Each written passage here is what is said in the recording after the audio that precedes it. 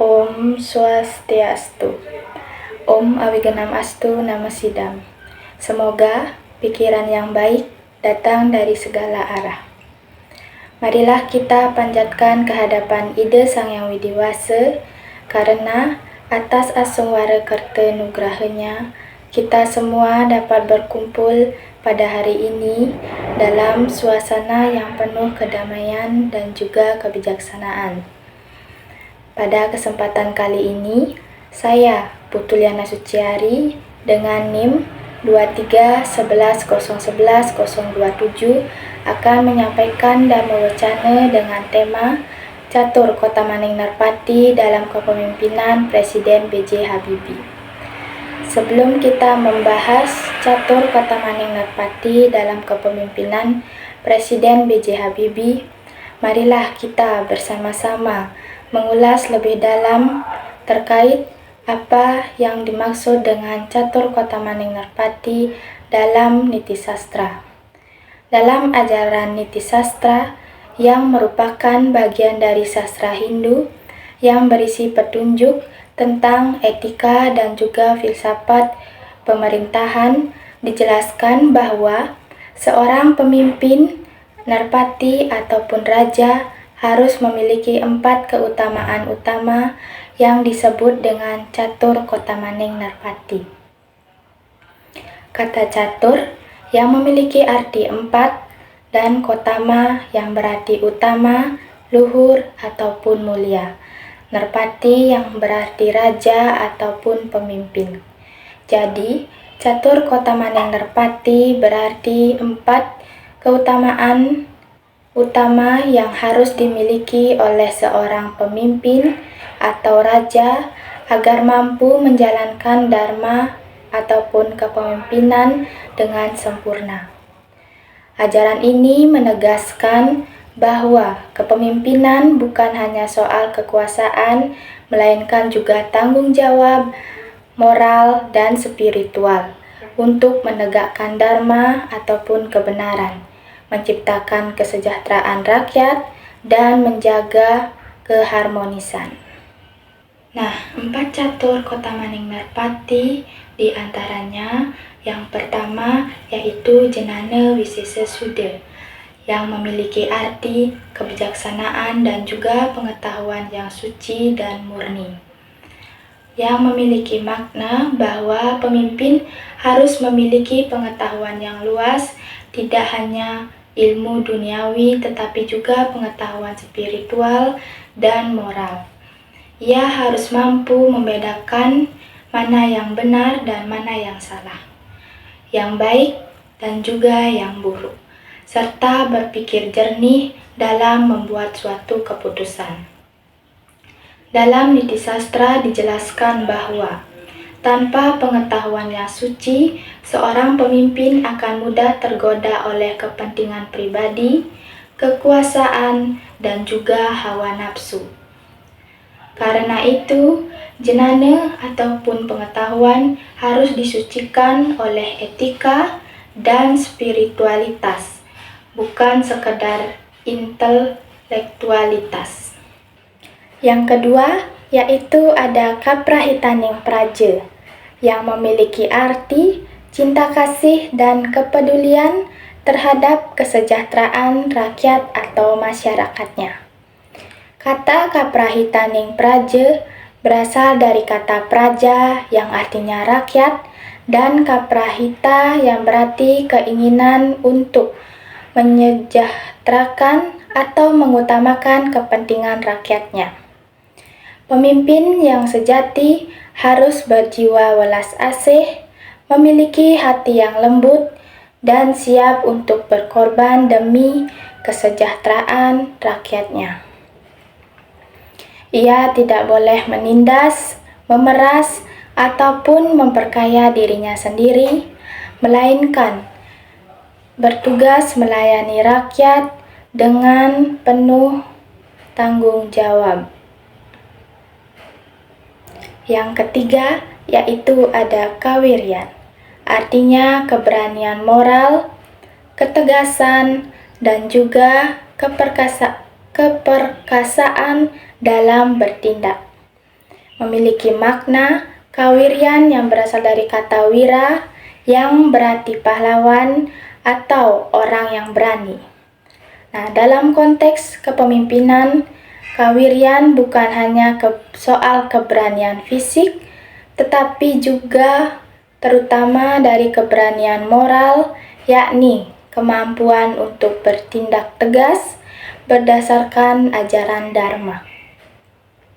Walaupun menghadapi suatu tekanan, ancaman, ataupun resiko pribadi. Seorang pemimpin yang memiliki kawiryan tidak hanya takut pada mengambil keputusan yang benar meskipun tidak populer lagi. Nah, ia ini teguh pada prinsip tidak mudah goyah oleh godaan kekuasaan ataupun tekanan dari suatu politik. Yang keempat yaitu ada wibawa, yang artinya kewibawaan, karisma, dan keanggunan moral yang lahir dari suatu integritas diri. Artinya, wibawa bukan soal sekedar tampilan luar saja, ataupun kekuasaan yang ditakuti, melainkan pengaruh moral yang timbul dari suatu kesucian hati, kejujuran, dan keteladanan, di mana seorang pemimpin yang berwibawa tidak perlu mengancam ataupun menekan rakyatnya, tetapi rakyat akan menghormati dirinya secara sukarela karena ia merupakan menjadi seorang teladan dalam bertindak, berucap, maupun bersikap. Nah, ajaran Catur Kotamaning Narpati ini menegaskan bahwa kekuasaan hanyalah sarana untuk mengabdi kepada suatu masyarakat dan juga menegakkan dharma. Seorang pemimpin sejati seharusnya yang pertama bijaksana dalam berpikir, yaitu jenengan wisisesuda. Yang kedua, berhati welas asih dan peduli terhadap masyarakat, yaitu kaprahitaning praja. Yang ketiga, berani dan tegas membela kebenaran, yaitu kawiryan. Dan yang terakhir yaitu berwibawa, karena teladan moral wibawa. Jika keempat unsur ini terjalin dalam diri pemimpin, maka kepemimpinan tersebut akan menciptakan masyarakat yang damai, sejahtera, dan juga harmonis, sesuai dengan tujuan dari ajaran agama Hindu, yaitu Moksatam Jagadita Yacaiti Dharma, yang artinya untuk mencapai kebahagiaan rohani dan kesejahteraan duniawi.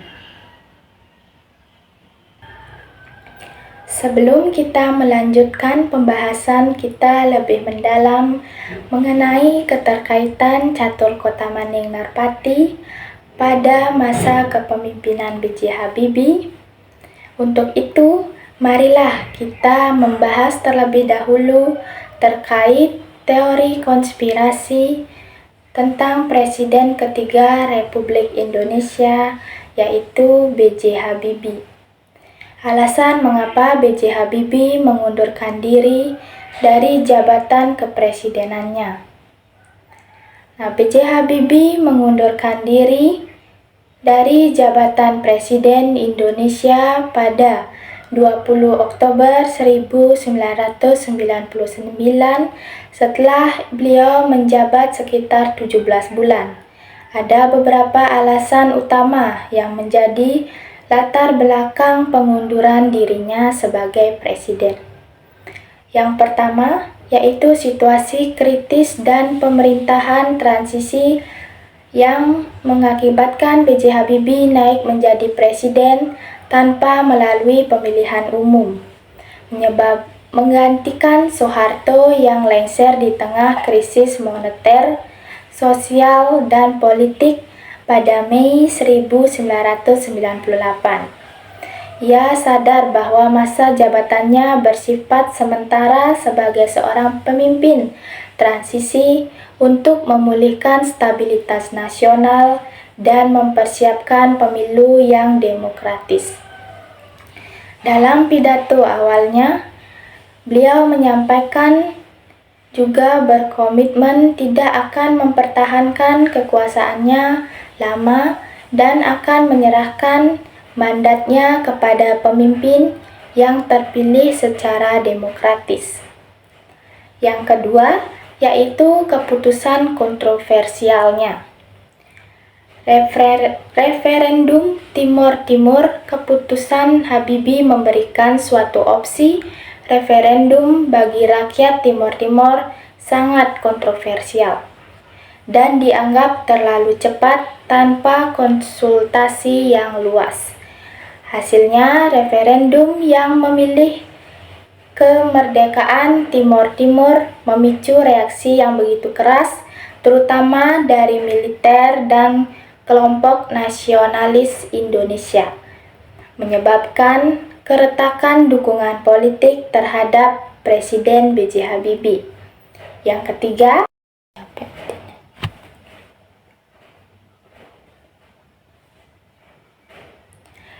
ketiga, yaitu ada penolakan oleh Majelis Permusyawaratan Rakyat atau MPR. Setelah pemilu 1999, MPR menggelar sidang umum untuk mendengar pertanggungjawaban dari Habibie.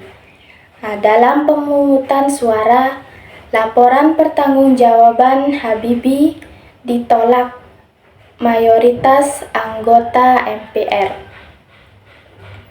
Penolakan ini menunjukkan ketidakpuasan terhadap kinerjanya, khususnya terkait penanganan Timor Timur, pelanggaran HAM dan ekonomi. Akibatnya, Presiden Habibie tidak mendapatkan dukungan untuk melanjutkan kepresidenan dan memutuskan untuk mengundurkan diri dari pencalonan presiden. Yang keempat, yaitu ada lemahnya dukungan politik Habibie. Habibie tidak memiliki basis politik yang kuat. Meskipun terkait dengan Partai Golkar, partai ini saat itu terpecah dan banyak faksi yang tidak mendukungnya. Tidak juga kalah popularitas dibandingkan tokoh lain seperti Megawati Soekarnoputri dan Abdurrahman Wahid yang memiliki basis massa dan partai yang lebih kuat. Ketidakmampuan ini membangun kaderisasi politik yang solid, memperkuat posisi politik Habibie menjadi lebih rapuh.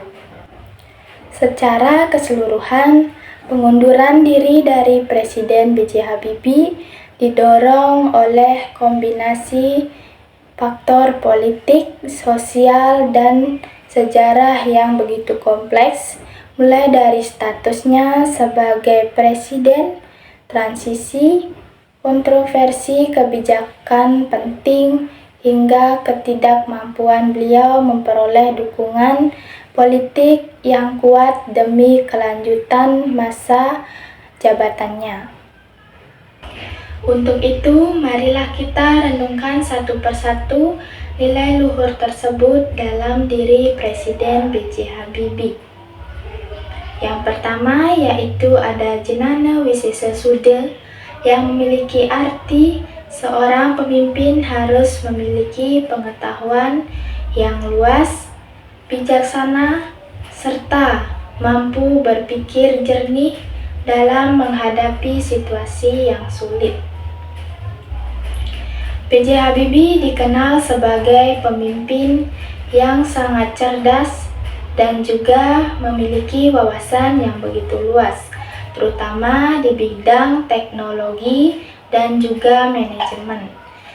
Dalam masa krisis, ia mampu mengembalikan atau mengambil langkah bijaksana seperti melaksanakan reformasi politik, membuka kebebasan pers, dan menyiapkan pemilu yang demokratis.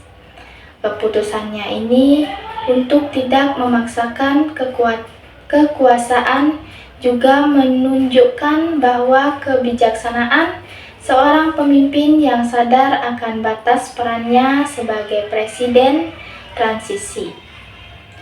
Yang kedua yaitu ada kaprahitaning praja. Artinya seorang pemimpin sejati harus mengutamakan kesejahteraan rakyat di atas kepentingan dirinya sendiri ataupun kepentingan kelompok.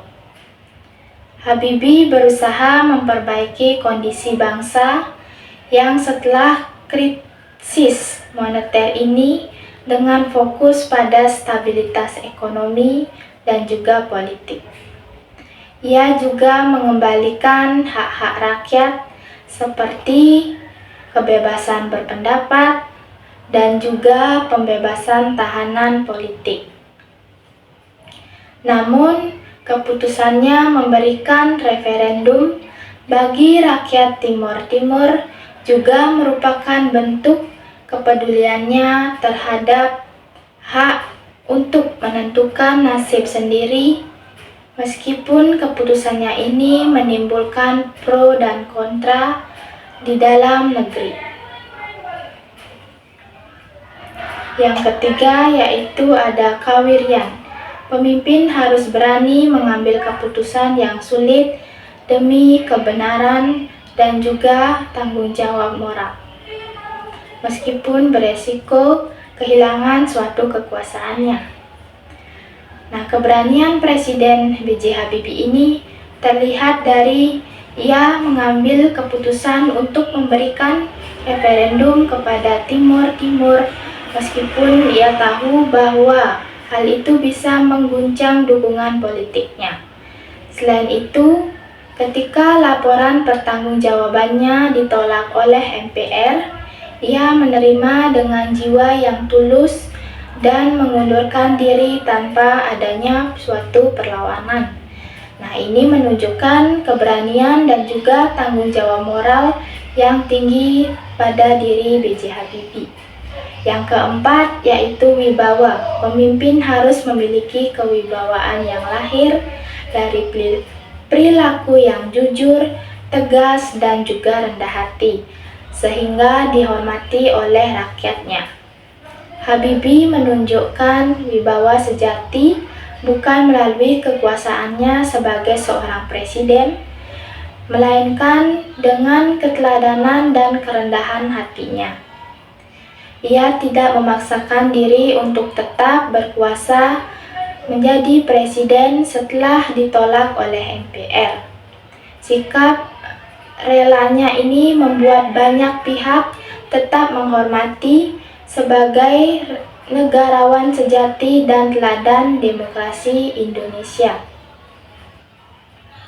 Nah, dari keempat nilai tersebut, kita dapat melihat bahwa suatu kepemimpinan Presiden B.J. Habibie ini mencerminkan semangat Dharma, mengutamakan pengetahuan, keberanian, kasih sayang, dan juga kewibawaan.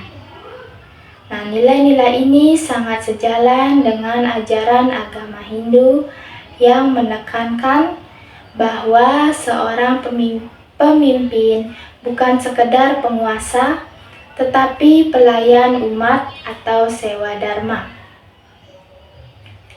Sebagai generasi muda Indonesia, kita dapat belajar dari beliau dan juga dari ajaran niti sastra bahwa menjadi seorang pemimpin bukanlah soal kedudukan, melainkan tentang tanggung jawab untuk menegakkan kebenaran dan juga kesejahteraan bersama.